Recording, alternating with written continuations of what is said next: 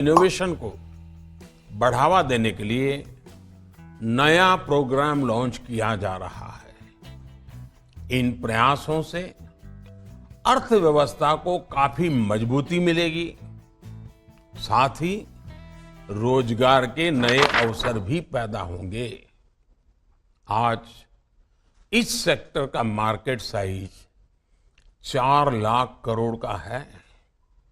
अगर इसमें private sector और एकेडमिया के साथ हम तालमेल बिठा लेते हैं तो ये सेक्टर 10 लाख करोड़ को भी पार कर सकता है।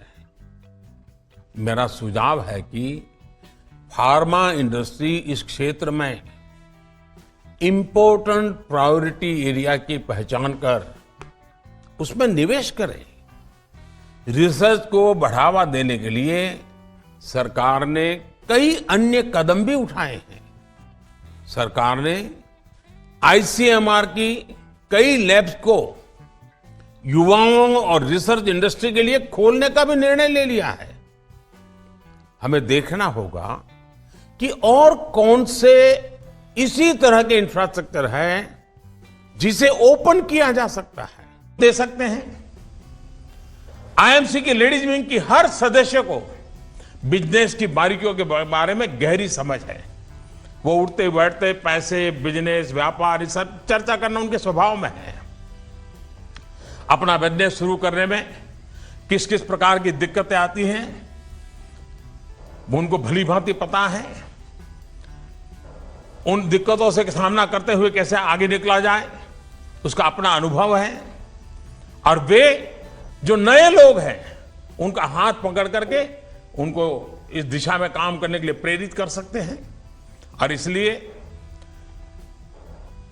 मैं आशा करूंगा कि आपके इस संगठन के माध्यम से समाज के सामान्य स्तर के लोग जिनका आप लोग के बीच में बैठना उतना संभव नहीं है, उनके पास जाकर के उनको हम नई ताकत दे सकते हैं। अभी हमारे मेरा ये चैनल सब्सक्राइब करें और मेरे हर अपडेट आपको मिले, इसके लिए बेल आइकन जरूर दबाइएगा। दीपक जी जीएसटी के विषय में कह रहे थे, समय रहते हुए जीएसटी की समझ में हम लोगों को, उद्यमियों को, खास करके महिला उद्यमों को, उनके कोई छोटे छोटे स्टडी कैंप लगा करके उनको प्रशिक्षित कर सकते हैं क्या? टेक्नोलॉजी का कैसे उपयोग करना है, जीएसटी को सीमलेस कैसे बनाना है, टैक्स सिस्टम नई क्या है, उससे सामान्य जो व्यक्ति हैं उसकी सुविधा कितने बढ़ने वाली है, ये सारी बातें अगर हम बता सकते हैं तो मुझे विश्वास है कि जीएसटी जो कि कितने वर्षों से मांग थी, हर कोई चाहता था, अब हुआ है तो सफल बनाने के लिए हम सब विश्व में जिस प्रकार की चुनौतियां हैं, विश्व में जिस प्रकार का माहौल बदला है, हम भी मिलकर के न्यू इंडिया का सपना लेकर के चले। न्यू इंडिया का हमारा अपना कोई संकल्प होना चाहिए। न्यू इंडिया का हमारा अपना कोई से कुछ योगदान करने का रोड मैप होना चाहिए।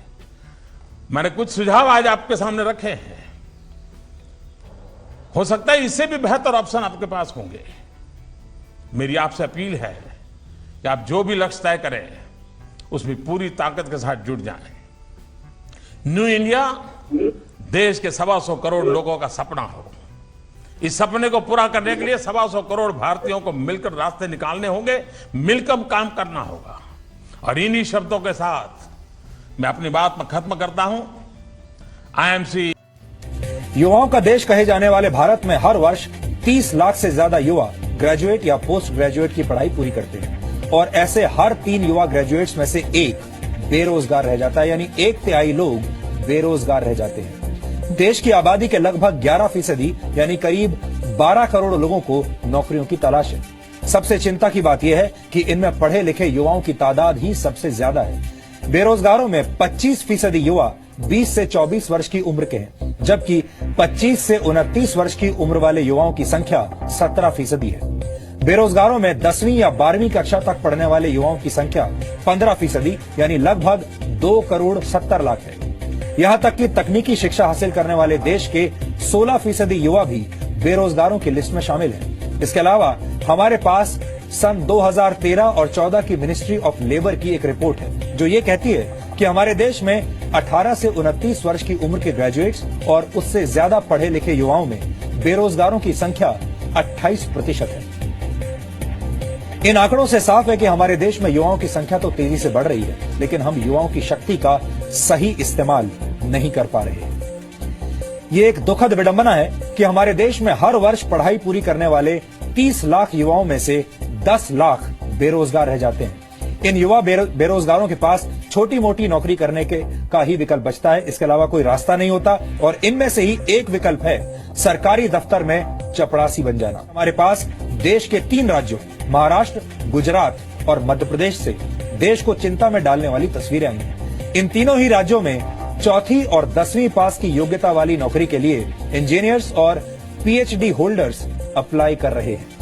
हेलो दोस्तों, नमस्कार। आज के इस वीडियो में दैट मोस्ट इंपॉर्टेंट बातें करने वाले हैं दोस्तों। पहले के लोगों को अंदाजा ही नहीं था कि डायरेक्ट सेलिंग की ताकत क्या है। अब दुनिया के हर कोई इंसान को इस ताकत का अंदाजा हो रहा है, क्योंकि उनको एक चीज मालूम है कि नौकरी तो मिलने वाली है नहीं। आइए दोस्तों, इस वीडियो को करते हैं स्टार्ट। दोस्तों, अगर हमारे चैनल पर नए होंगे, चैनल को अभी कर लीजिएगा सब्सक्राइब और बेल आइकन को प्रेस कर दीजिएगा और वीडियो को करते हैं स्टार्ट। दोस्तों, हम नेटवर्क मार्केटिंग के फायदे के बारे में बात करने वाले हैं आज के इस वीडियो में, जिससे आपको यह पता लग जाएगा कि network marketing direct selling business कैसे हमारी जिंदगी को बदल सकती है। किसी भी नेटवर्क मार्केटिंग बिजनेस को शुरू करने से पहले हमें उससे होने वाले फायदे और नुकसान के बारे में जरूर जानकारी होनी चाहिए। कई बार लोग किसी के कहने पर नेटवर्क मार्केटिंग कंपनी को ज्वाइन तो कर लेते हैं, लेकिन उन्हें इस बात की जानकारी ही नहीं होती कि नेटवर्क मार्केटिंग करना क्यों चाहिए, इसे करने से क्या क्या फायदे मिल सकता है। कई लोग तो नेटवर्क मार्केटिंग के फायदे के बारे में पता ही नहीं होता, जिसके कारण वे मन लगाकर काम नहीं कर पाते तथा इसे गंभीरता से नहीं लेते हैं। तो आइए सबसे पहले हम यह जान लेते हैं कि network marketing direct selling business क्या है। नेटवर्क मार्केटिंग बिजनेस वो बिजनेस है जो आपके आसपास में बहुत तेजी से फैल रहा है। आपको पता चले या न चले, वास्तव में यह बहुत तेजी से फैल रहा है। अगर आप इस बिजनेस के साथ जुड़े हुए हैं तो बहुत अच्छी बात है, और अगर नहीं जुड़े हुए हैं तो जितना जल्दी हो सके इस बिजनेस को स्टार्ट कर लीजिए। यह बातें मैं क्यों कह रहा हूँ, क्योंकि मेरे पास इसका प्रूफ है और उनसे यह बात साबित होती है कि हमें नेटवर्क मार्केटिंग बिजनेस जरूर करना चाहिए। मेरे पास स्टैटिक है जो यह साफ साफ बोल रहा है कि हमें नेटवर्क मार्केटिंग बिजनेस करना चाहिए, लेकिन क्यों करना चाहिए इसके ऊपर भी हम आज बात करेंगे। इसलिए इस वीडियो को आप पूरा देखिएगा। मेरी कोशिश है कि आप लोगों को नेटवर्क मार्केटिंग के बारे में पूरी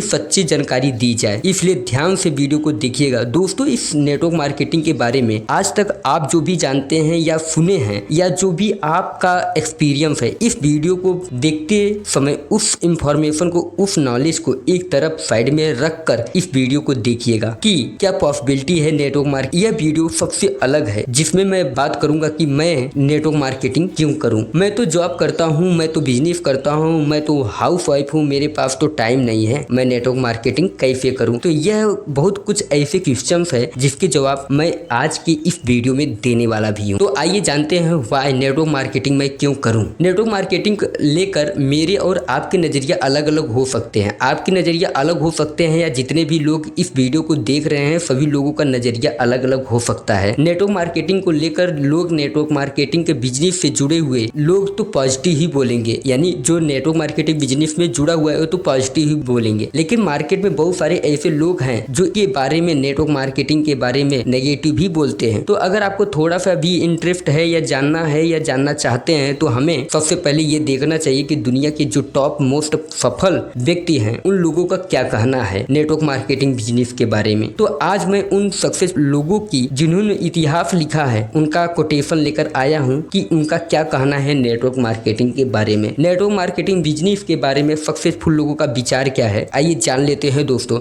अगर चैनल पे नए होंगे चैनल को अभी कर लीजिएगा सब्सक्राइब और बेल आइकन को जरूर प्रेस कर दीजिएगा, एक लाइक दबा दीजिएगा। दोस्तों, डीआर एपीजे अब्दुल कलाम जी क्या कहते हैं, network marketing is the fastest growing business of the 21st century which must be joined by every man, woman globally, otherwise you can never get the best of your youth age। APJ Abdul Kalam ji बताते हैं, network marketing 21वीं सदी का सबसे तेजी से बढ़ने वाला व्यवसाय है जिससे विश्व स्तर पर हर पुरुष और महिला को शामिल होना चाहिए, अन्यथा आप अपनी युवा अवस्था में कभी भी सर्वश्रेष्ठ नहीं पा सकते हैं। मुझे इनकी बात से एक बात नजर आती है कि जो लोग स्कूल में पढ़ते हैं या सीखते हैं उससे हम जॉब वाले पर्सन बनते हैं। पढ़ाई पूरी करने के बाद हम में से 99% लोग जॉब की तरफ जाते हैं, जॉब के पीछे भागने लगते हैं और जॉब ढूंढने लगते हैं। डॉक्टर एपीजे अब्दुल कलाम कहने का मतलब ये है कि हमें नेटवर्क मार्केटिंग इसलिए करनी चाहिए कि जिस लेवल का एजुकेशन हमें नेटवर्क मार्केटिंग से सीखने को मिलती है, प्रैक्टिकल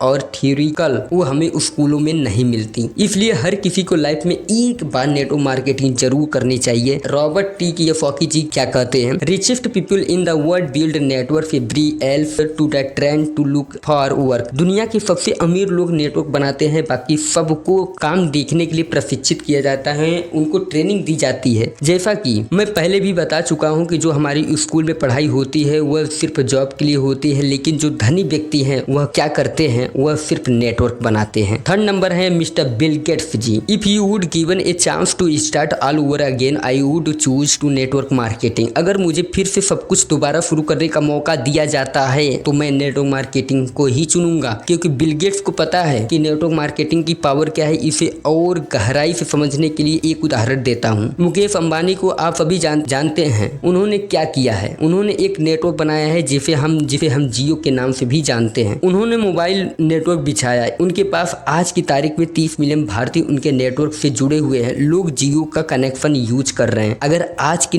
तारीख में मुकेश अंबानी जी को अचानक से 150 मिलियन रुपए की जरूरत पड़ जाए तो क्या करना पड़ेगा मुकेश अंबानी जी को? उनको सिंपली है एक 5 रुपए का ऑफर निकालना पड़ेगा और उनको अपने 30 मिलियन यूजर के साथ ऑफर कर देना है। जब ये 30 मिलियन लोग उस ऑफर को एक्सेप्ट करेंगे तो सीधा 150 मिलियन रुपए मुकेश अंबानी के पास आ जाता है। इसे बोलते हैं power of network. Network marketing के अंदर भी ऐसा ही होता है। जब आपका एक स्ट्रक्चर बन जाता है यानी 10 से 20 हजार का नेटवर्क अगर आपका बन जाता है, जब आपका एक बहुत बड़ा नेटवर्क बन जाता है तो पूरे नेटवर्क से अगर एक या दो रुपए का सेल भी निकलता है तो आपके पास मंथली लाखों रुपए इकट्ठे होते हैं। ऐसा ही होता है नेटवर्क मार्केटिंग में। अभी और भी कुछ उदाहरण होंगे कि हमें नेटवर्क मार्केटिंग बिजनेस क्यों करना है, आइए उसे भी देखते हैं। दोस्तों, दुनिया में नेटवर्क मार्केटिंग बिजनेस था ही, भारत में भी नेटवर्क मार्केटिंग बहुत तेजी से बढ़ रहा है। आप इस बात से अंदाजा लगा सकते हैं कि कर्नाटका यूनिवर्सिटी में नेटवर्क मार्केटिंग के बारे में पढ़ाना शुरू कर दिया गया है और अभी पिछले कुछ सालों में दिल्ली यूनिवर्सिटी भी शुरू कर दिया गया है। इसका मतलब यह है कि आने वाले 2-3 सालों के अंदर $1 बिलियन का बिजनेस अकेले इंडिया में होने वाला है, जिसका टर्नओवर 2025 तक 25 बिलियन 2025 तक 25 बिलियन का बिजनेस सिर्फ भारत में होने वाला है, वो भी नेटवर्क मार्केटिंग से। देखिए कितनी बड़ी पोटेंशियल है, कितनी बड़ी पॉसिबिलिटीज है नेटवर्क मार्केटिंग के अंदर। आइए दोस्तों, अब हम आपको बात करते हैं नेटवर्क मार्केटिंग जरूर करना चाहिए या कम से कम मुझे तो करना ही चाहिए। तो आइए जानते हैं नेटवर्क